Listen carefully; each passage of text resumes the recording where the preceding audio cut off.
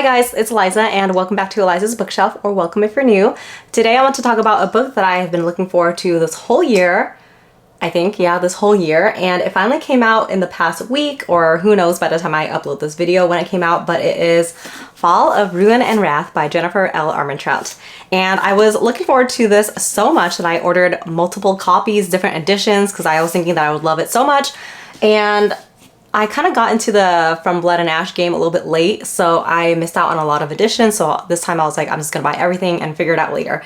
I read a lot of her books. I think she's written, I saw an interview with her before. I think she said she's written about like 60, 70 books already.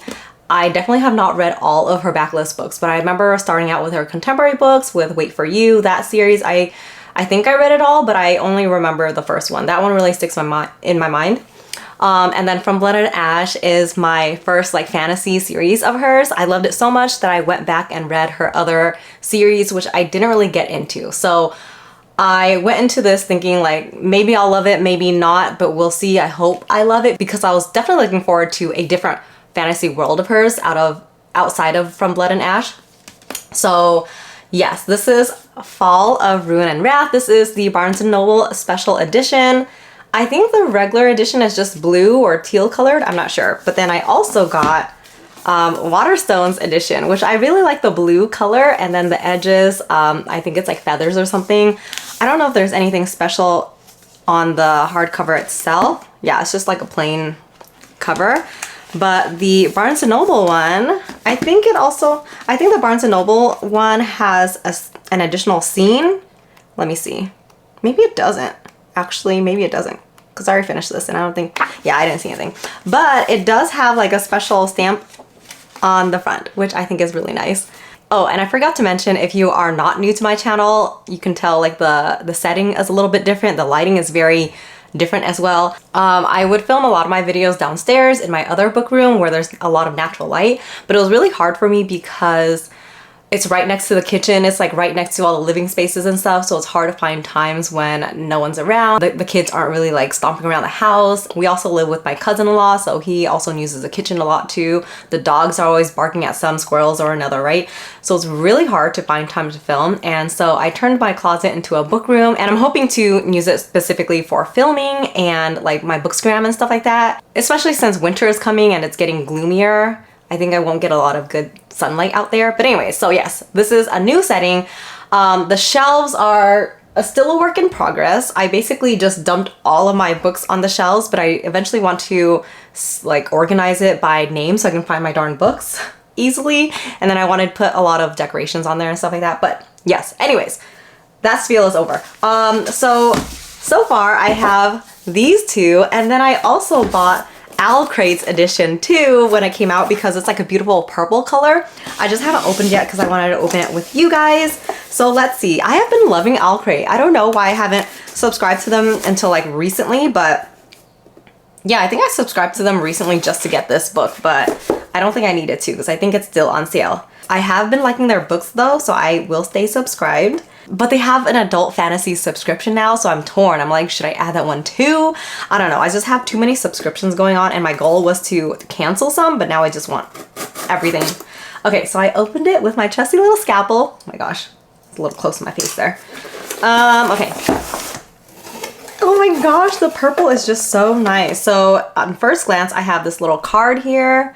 I don't know if you can see what it says. It says, "You should have known better than to run.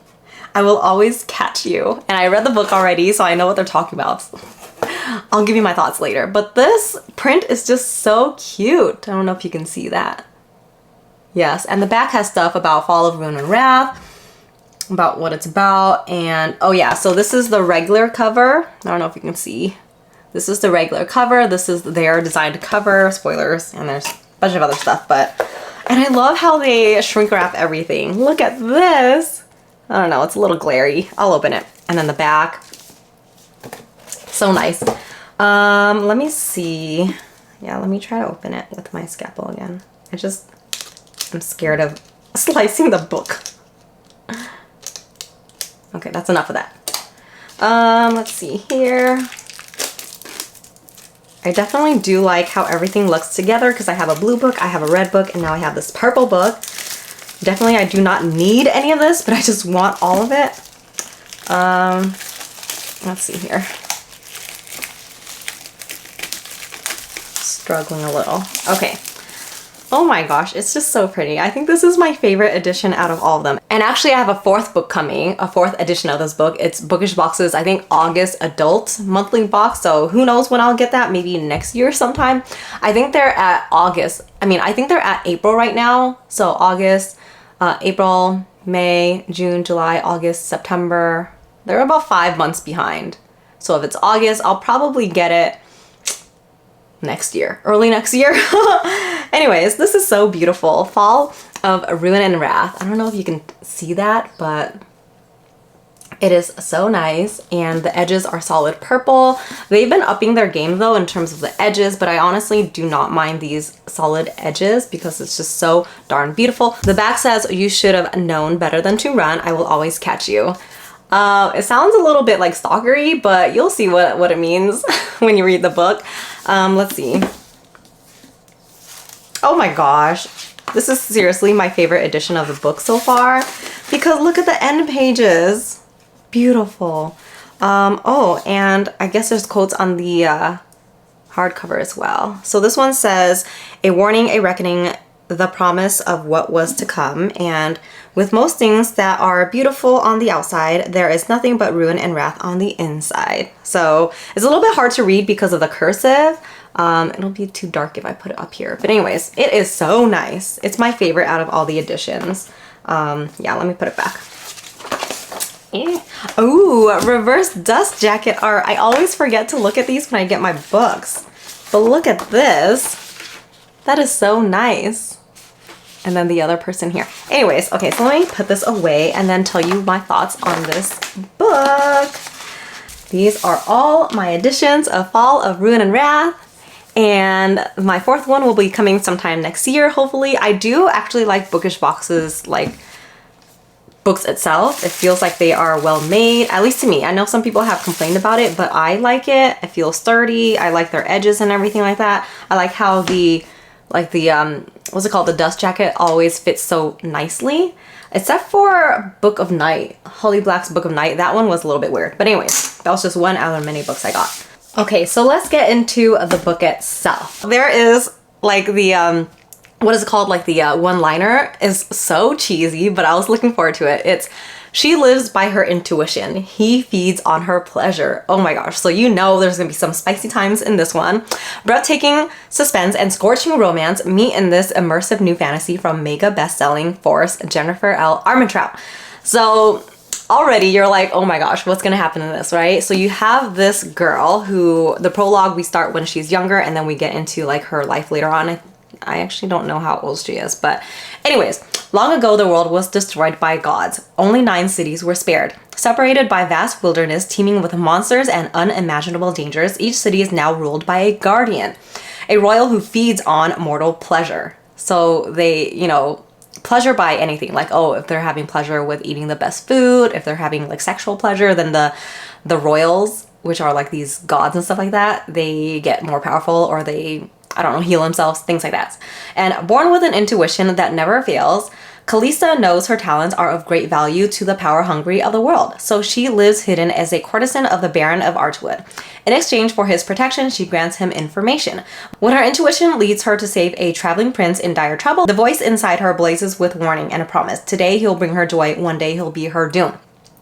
When the Baron takes an interest in the traveling prince and the prince takes an interest in Kalista, she becomes the prince's temporary companion. But the city simmers with rebellion, and with knights and monsters at her city gates and a hungry prince in her bed, intuition may not be enough to keep her safe. Kalista must choose, follow her intuition to safety or follow her heart to her downfall. Kalista and her intuition, basically when she touches people, she can figure out what is going to happen in the near future or read their minds and stuff like that. Or if she goes somewhere, she has this very strong intuition telling her like, don't go, or like, yes, go to the woods right now, right? It's like that intuition, and you'll get to know more about it.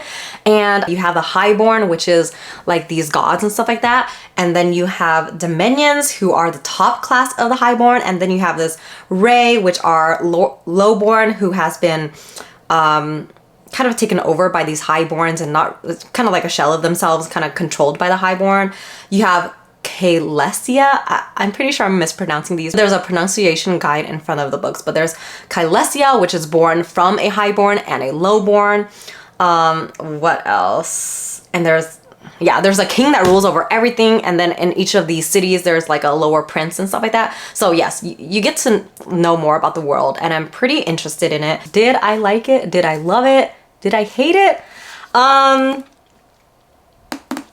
I did not like it that much.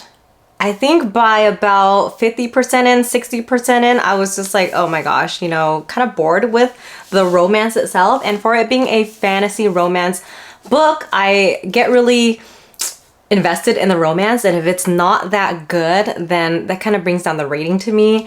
I feel like it was the same for Starbringer. Like for Starbringer by Tracy Wolff, I really liked the sci-fi story itself, the world building, but the romances, like several of the romances, I just did not like. And so it's similar to this one. I did like learning about the new world and stuff like that, because I'm a little bit tired of the From Blood and Ash world. Like it just keeps going and going, and I don't know when it stops.